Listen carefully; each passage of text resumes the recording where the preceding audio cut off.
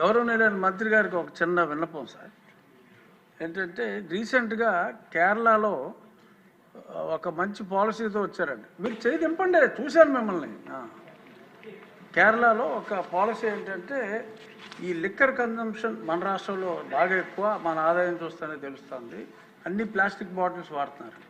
కేరళలో ఎగ్జాంపులరీగా ఒక్క జిల్లాలో మొదలు పెట్టారు. ఏంటంటే ఆ బాటిల్ మీద 10 రూపీస్ ఎక్స్ట్రా ఛార్జ్ చేస్తున్నారు.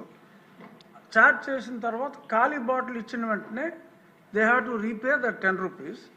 దాన్ని రీసైకిల్కి వాడటానికి టీటీలో ఉంది ఆయన అనేది ఈ బ్రాండీ బాటిల్స్ కూడా అప్లై చేయమని. బ్రాండీ బాటిల్స్కి ప్లాస్టిక్ కన్జంప్షన్ ఎక్కువగా ఉంది, ఎక్కడ పడితే అక్కడ పడేస్తున్నారు. కాబట్టి హ్యూజ్ కన్జంప్షను ఒక దగ్గర కలెక్ట్ అవుతుంది.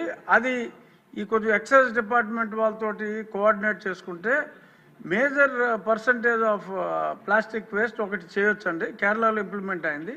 ఇంకొకటి ఏంటంటే ఈ సింగిల్ యూజ్ ప్లాస్టిక్స్ ఈ నిషేధానికి మీరు మీలాంటి హీరోస్ తోటి అడ్వర్టైజ్మెంట్ చేయాలి అంటే కొన్ని కోట్లు అవుతుంది. మీరు సంబంధిత శాఖ మంత్రిగా ప్లాస్టిక్ని నిషేధించండి అని మీరు జన సైనికులకి చెప్పారంటే ఎవడన్నా ప్లాస్టిక్ వేస్తే పట్టేసుకుంటారు వాళ్ళు.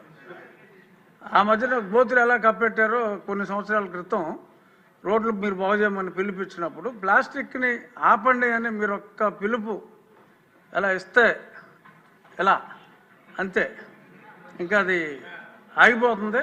సో కాబట్టి సంబంధిత శాఖ మంత్రిగా మీరు ఆ స్టెప్స్ తీసుకుంటే డెఫినెట్గా ఈ ప్లాస్టిక్ భూతాన్ని అరికట్టాలంటే అది మీ వల్ల సాధ్యమయ్యే అవకాశం చాలా ఎక్కువగా ఉంది. కాబట్టి ప్లాస్టిక్ గురించి మీ అవగాహన ఇందాక మీరు చెప్పారు, ఎక్స్ట్రాడినరీగా మొత్తం అంతా ఎక్స్ప్లెయిన్ చేయటం. తల్లి గర్భంలో కూడా ఈ పొల్యూటెంట్స్, మైక్రో పొల్యూటెంట్స్, ఇలాగే విలేజెస్లో సిటీస్లో కొంచెం డిజిటల్ బోర్డ్స్ని ఎంకరేజ్ చేస్తే ఈ ఫ్లెక్సీలు మానేసి ఆ అడ్వర్టైజ్మెంట్ ఏదో డిజిటల్ బోర్డ్స్లోనే ఇచ్చుకుంటారు ఆ ఫంక్షన్లప్పుడు దానప్పుడు. కొంచెం ఆ రకంగా డిజిటల్ బోర్డ్స్ని ఎంకరేజ్ చేస్తే this might also come down quite a bit sir. ఇది నా రిక్వెస్ట్ తమరికి. అలాగే ఒక్క నిమిషం, ఆయన బోండా ఉమా గారు